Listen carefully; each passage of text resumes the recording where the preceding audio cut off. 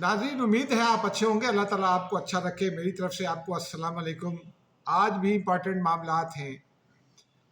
Chief justice of Pakistan या justice याया अफरीदी के हल्फ उठाने में चंद घंटे रह गए हैं। कल सुबह 11 बजे उनका हल्फ होगा। दावतनामे भी इशू हो गए, लेकिन कुछ मामलात ऐसे हैं जिससे ये तासुर मिल रहा है कि सुप्रीम कोर्ट में दो ग्रुप बन गए हैं। इसके ऊपर बात करेंगे, लेकिन साथ साथ बुशरा बीबी एक्टिव हो गई हैं सियासत में।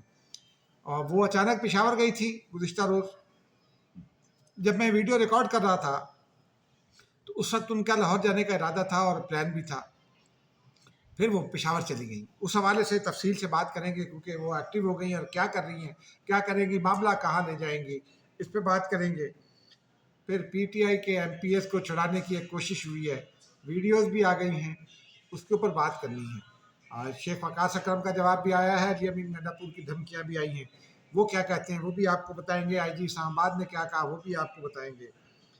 नाज़रीन, फिर आज थोड़ा दहशत गर्दी के हवाले से और कश्मीर के हवाले से भी बात करेंगे। मुख्तसर बात करेंगे, कुछ खबरें भी आपके साथ शेयर करेंगे, लेकिन मुख्तसर बात करेंगे। तो पहले चलें ज़रा ये दहशत गर्दी, चूँकि रोज़ाना आए रोज़ कोई ना कोई वाक़या हो जाता है। गुज़िश्ता शब सीटीडी पंजाब ने मियाँ वाली में मकरवाल थाना है ईसा खेल में, वहाँ जो है उस थाने की हदूद में एक ऑपरेशन किया। 10 खारजी दहशत गर्दों को मार दिया, 12 को।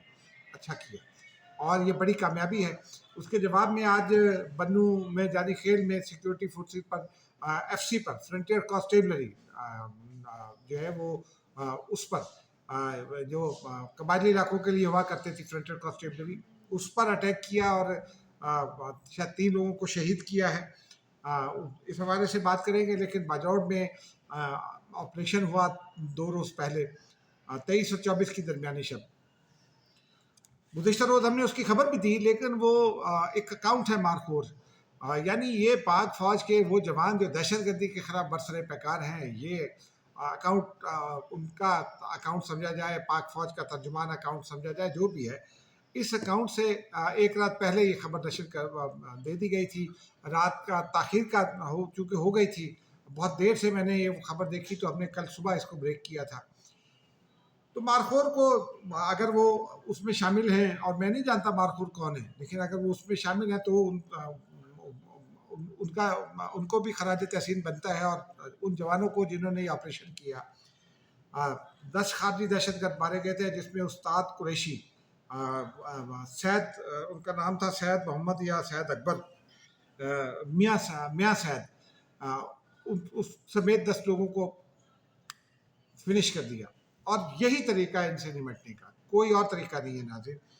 उसके बाद आज डिटेल आई, आपको याद है 23 और 24 की दरमियानी शब शुमाली जनूबी वज़ीरिस्तान में भी मुकाबले हुए थे। उसमें भी कुछ 10 दहशतगर्दों को जन्म हासिल किया गया था। और हम ये मुसलसल खबरें पिछले 1-1.5 साल से दे रहे हैं। असलहा जो पकड़ा जाता है, आप वो असले की साख्त सुनिए, आपको अंदाज़ा हो जाएगा। LMG गन उनसे बरामद होती है, जो LMG गन बहुत दूर तक फायर कर सकती है, बहुत एक्यूरेसी के साथ फायर करती है। और उसका जो लेटेस्ट मॉडल है LMG D69, वो तो बहुत ही, वो तक उनके पास मौजूद है। उसके अलावा AM माफ़ कीजिएगा M4, AK-47 तो हर किसी से हो जाती है, क्लैशनकोफ को AK-47 कहते हैं। फिर RPO LMG वो जो 65 मैंने आपको बताया वही है। SKS है, SMM है, RPG लॉन्चर है। यानी ये RPG जो ये एक तरह से जिस तरह का रॉकेट लॉन्चर होता है वो होता है। और नाज़रीन, हमारे जवान जो है उनको खराज तहसीन, क्योंकि वो मेरे और आपके मुस्तकबिल के लिए अपनी जानों का नजराना पेश करते हैं, ताकि हमारे बच्चे हिफाजत से रहें। ये बड़ी ज़रूरत थी नाज़रीन कि इनको खराज तहसीन पेश किया जाए, खराज अक़ीदत पेश किया जाए। तो हमने कहा कि पाकिस्तानी हैं, अपनी ज़िम्मेदारी पूरी करें। बाकी एस्टेब्लिशमेंट के साथ इख्तलाफात जो हैं वो लोगों को होते रहते हैं, वो लगा रहे हैं, उसके हवाले से आगे चलकर बात करेंगे। दूसरा मामला नाज़रीन कश्मीर का, गुज़िश्ता रोज़ में इसको करना चाहता था। कश्मीर हमारी शहरग है, इसमें कोई शक नहीं है। अगर मसला कश्मीर हल ना हुआ, या कश्मीर अगर खुदा न खास्ता हमारे साथ ना होता, तो हम पानी के लिए जंगें हो रही होती। ये बड़ा हमारे लिए कश्मीर जन्नत नज़ीर भी कहलाता है, लेकिन बहुत इम्पॉर्टेंट है हमारे लिए। 24 अक्टूबर गुज़श्ता रोज़ गुजरा। ये आज़ाद रियासत जो है, आज़ाद जम्मू कश्मीर की बुनियाद पड़ी है। उस रोज़ सरदार इब्राहिम खान जो पहले सदर भी थे आज़ाद कश्मीर के, वो और पीपल्स पार्टी में रहे, वो नीला भट्ट पर पहला फायर हुआ था। वो गोली चलाने का क्रेडिट तो सरदार कयूम खान लेते हैं, और गालिबन हो सकता है उन्होंने चलाई हो, लेकिन उसकी क़यादत जो है उस तहरीक की सरदार इब्राहिम खान, वो गाज़ी मिल्लत कहलाए थे, उन्होंने की। उसके बाद 3 रोज़ में फिर ये जो हमारे पास कश्मीर है, आज़ाद कश्मीर, इसको कबायली जो थे लश्कर, उसका भी, उनकी भी मदद हासिल थी। अपनी मदद आपके तहत इन्होंने इसको खाली कराया। कायद-ए-आज़म ने ये अहकामात दिए थे उस वक्त के अंग्रेज़ जनरल को कि कश्मीर को आज़ाद कराने क्योंकि जज्बा है, असला नहीं है, लेकिन वो भारत के साथ मिल गया था।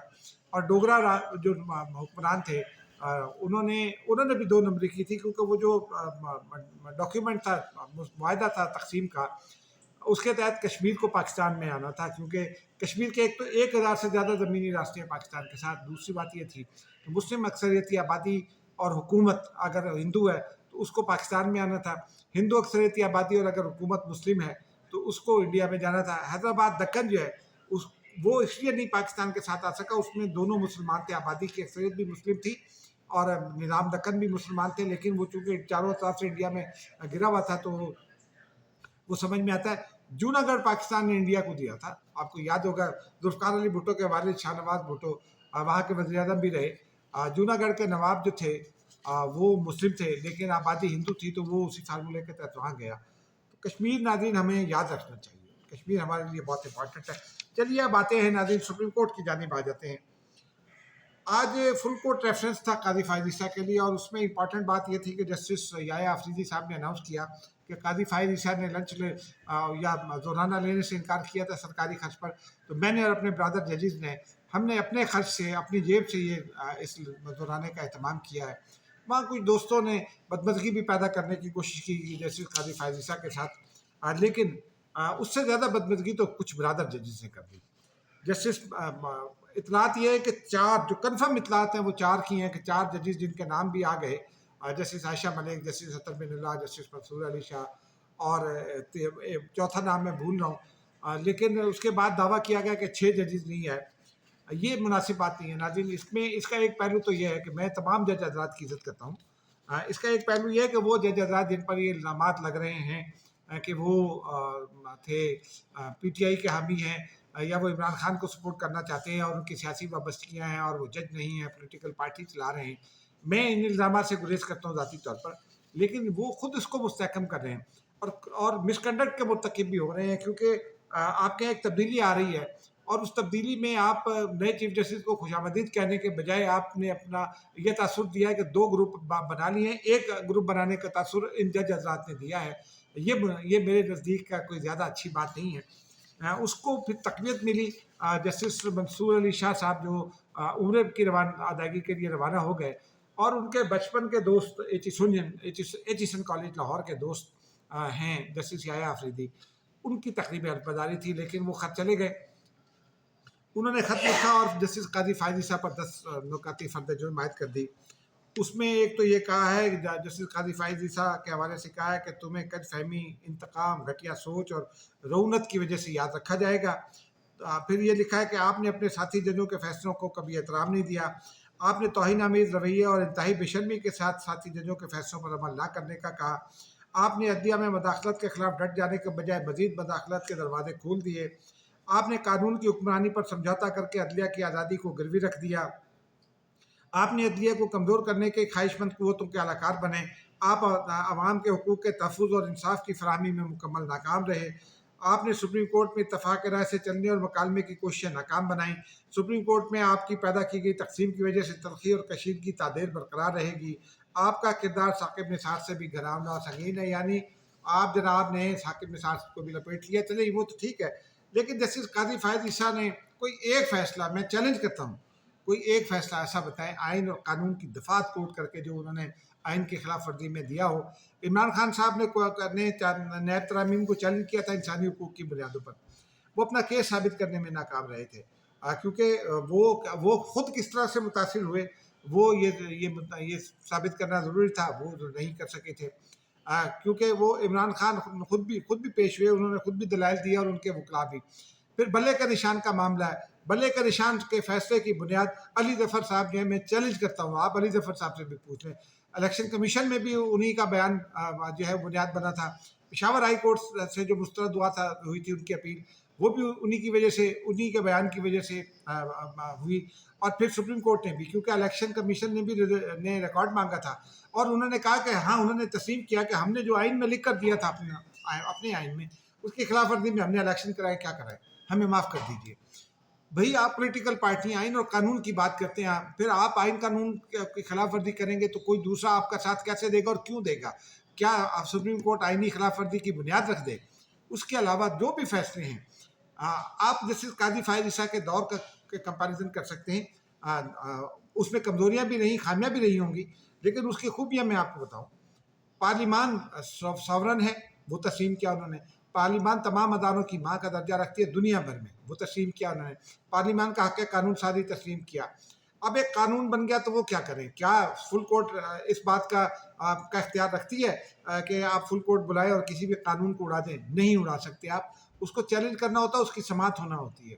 قاضی فائز عیسیٰ نے بھٹو کے ریفرنس کا فیصلہ دیا، جو 50 سال سے عدلیہ کے چہرے پر ایک بدنما داغ سمجھا جاتا تھا، انہوں نے اس داغ کو دھونے کی کوشش کی اور انہوں نے اپنے ساتھی ججوں تک اس کو محدود کر دیا، عدلیہ کے کردار کو بہتر بنانے کی کوشش کی۔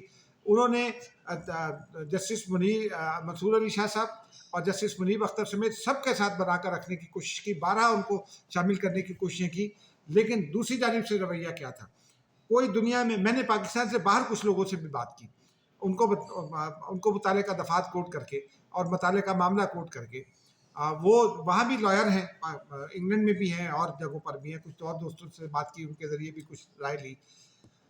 سب کی رائے یہ ہے کہ جو فیصلہ ہے وہ نظر ثانی والا، جو 8 اکثریتی ججز کا فیصلہ کہلاتا ہے، اس کی کوئی بنیاد نہیں ہے۔ اگر آپ مکمل انصاف کرنا چاہتے تھے تو آپ کو مکمل انصاف کے لیے، وہ تو پی ٹی آئی تو فریق ہی نہیں تھی، جو فریق تھا اس کو مکمل انصاف دینا تھا۔ پھر اگر آپ چاہتے تھے تو آپ پنجاب میں الیکشن سے لیتے، آپ نے آؤٹ آف دی کانٹیکسٹ کچھ لوگوں ایک فیصلہ دے دیا، اور پھر اس کے بعد آپ نے خطوط لکھے، آپ کو بلایا، بارہا بلایا، آپ نے اپنی بات نہیں کی اور باہر بیٹھ گئے، تو پھر ذمہ دار کوئی دوسرا کیسے ہو سکتا ہے؟ کوئی میں آپ سے مکالمہ کرنا، کوئی مجھ سے مکالمہ کرنا چاہے اور میں اس کو گھر میں نہ داخل ہونے دوں، تو وہ ذمہ دار نہیں ہے، میں ذمہ دار ہوں کہ میں مکالمے سے انکار کر رہا ہوں۔ بس ناظرین، یہی حالات ہیں، یہی کیفیت ہے۔ آگے چلتے ہیں ذرا۔ آج ایک بڑا واقعہ ہوا ہے اسلام آباد کے کانٹیکس میں، بہت بڑا واقعہ ہے ناظرین۔ وہ جو قیدی وینس پر حملہ ہوا ہے، 187 قیدی کہے جا رہے ہیں، 82 قیدیوں کو لے کر جانا تھا اٹک جیل۔ یہ وہ قیدی ہے جو 26 ستمبر کو گرفتار ہوئے تھے، جس میں کے پی پولیس کے اہلکار بھی شامل ہیں اور ان کے ریسکیو کے عملے کے لوگ بھی شامل ہیں۔ ان میں 3 ایم پی ایز بھی تھے، ملک لیاقت علی، یاسر قریشی جیلم سے ایم پی اے ہیں، اور اورنگزیب، انوار زیب، یہ ان کو منتقل کر رہے تھے اٹک جیل۔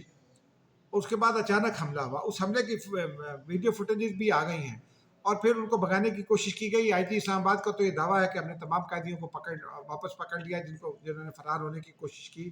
اس میں حملہ آوروں میں بھی انہوں نے بتایا کہ 4 لوگ پکڑے گئے ہیں، ایک ایم پی اے کا بیٹا بھی ہے حملہ آوروں میں۔ اب یہ پی ٹی آئی اسے کیسے جان چھڑائے گی، یہ پی ٹی آئی بتائے گی، لیکن الزام پی ٹی آئی پر آ رہا ہے۔ میری نظر میں اس کی تحقیقات ہونی چاہیے، بھرپور تحقیقات ہونی چاہیے کہ کوئی سازش تو نہیں ہے، کسی کو استعمال تو نہیں کیا گیا، لیکن جو اس میں اور شکوک و شبہات، جب میں یہ بات کرتا ہوں تو بعض لوگ مجھے پی ٹی آئی مخالف ڈکلیئر کرنے کی کوشش کرتے ہیں، میرے بعض دوست ہیں، لیکن ناظرین ایشو یہ ہے کہ جب آپ خود اسٹیپ ان کر دیں ٹائم سے پہلے تو پھر شکوک و شبہات تو اٹھتے ہیں نا۔